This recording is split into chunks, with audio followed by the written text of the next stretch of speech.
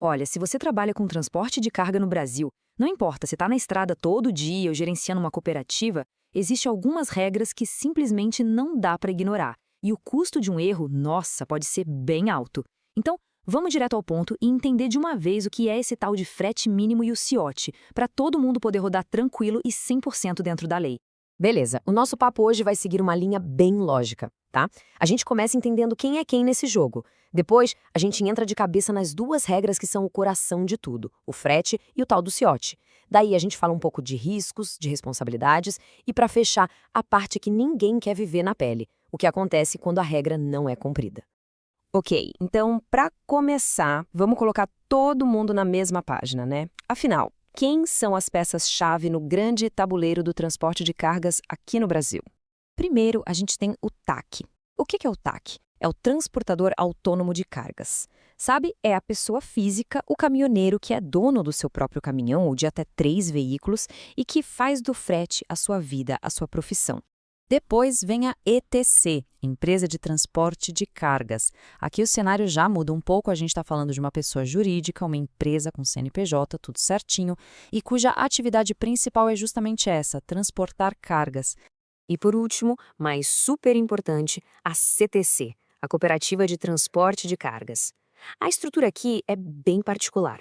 É uma sociedade, um grupo de transportadores que podem ser autônomos ou até pequenas empresas, que se juntam para ganhar mais força e operar em conjunto. Certo. E o que é que une todo mundo, seja TAC, ETC ou CTC? É o famoso RNTRC, o Registro Nacional de Transportadores Rodoviários de Cargas. A melhor forma de pensar nele é como se fosse a CNH da profissão, a habilitação para transportar.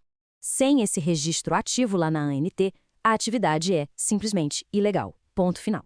Beleza, já sabemos quem joga. Agora vamos para a primeira regra de ouro, aquela que mexe diretamente com o bolso de todo mundo, o valor do serviço. E aqui, gente, não tem choro nem vela. A tal da política de pisos mínimos de frete, isso é lei, não é sugestão, é lei federal. Existe uma tabela que a ENT publica com o valor mínimo para cada tipo de operação.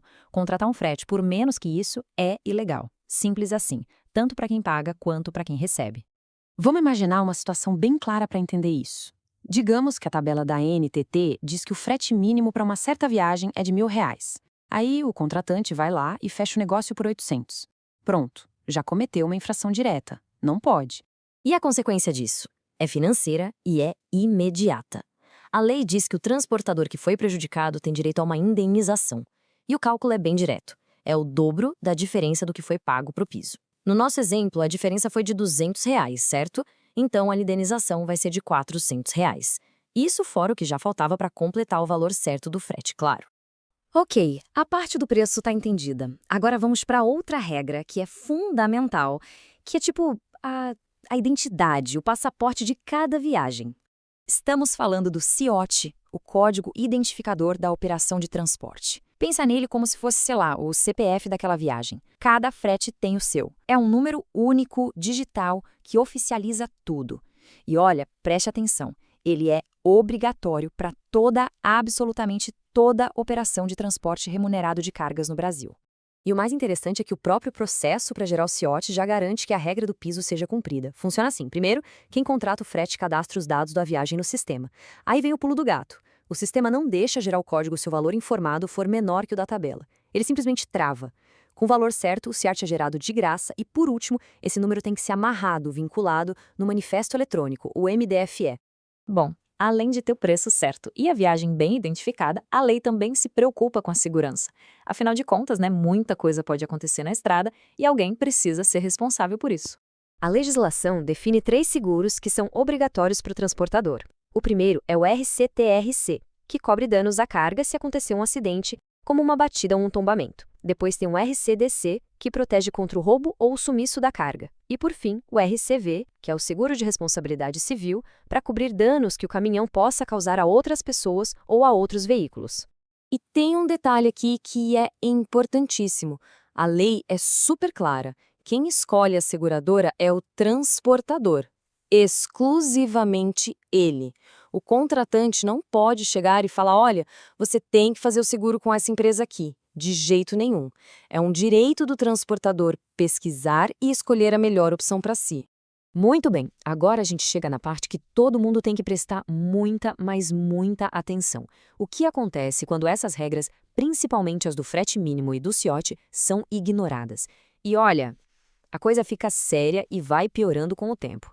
A primeira pancada vem no bolso. Qualquer problema com o CIOT, seja não gerar o código, ou pior, tentar colocar um dado falso para enganar o sistema, ou até esquecer de colocar ele no MDFE, a multa é uma só. E é bem salgada, R$ 10.500, por ocorrência. Só que a multa é só o começo. O verdadeiro problema começa quando o erro se repete, especialmente de pagar o frete abaixo do piso. A lei tem um gatilho bem específico. Se um contratante for autuado mais de 3 vezes num período de 6 meses, por pagar frete abaixo da tabela, a ANTT acende o sinal vermelho e classifica isso como prática reiterada. E a partir daí, a coisa escala de um jeito bem perigoso. Primeiro, com essa prática reiterada, vem uma suspensão cautelar do RNTRC, que já impede de trabalhar.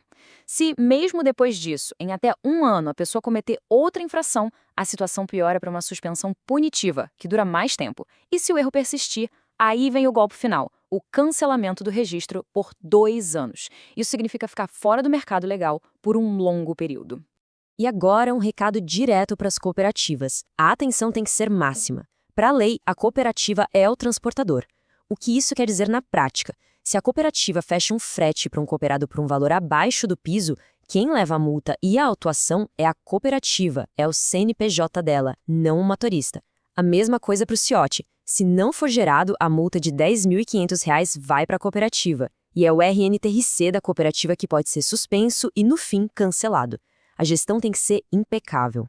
No fim das contas, a mensagem principal de tudo isso é a seguinte: cumprir as regras do frete mínimo e do CIOT não é uma escolha. Não é só para evitar uma multa aqui ou ali. É a condição básica para poder continuar trabalhando. É o que mantém a habilitação para transportar ativa e o negócio funcionando. E para a gente fechar, fica uma pergunta para todo mundo pensar com calma. Hoje, na sua operação, do jeito que as coisas são feitas, está tudo 100% nos conformes? Ou será que tem algum risco ali escondido que pode, de repente, colocar em jogo a sua licença para trabalhar? Vale a pena pensar nisso, porque a resposta para essa pergunta pode definir o futuro de um negócio.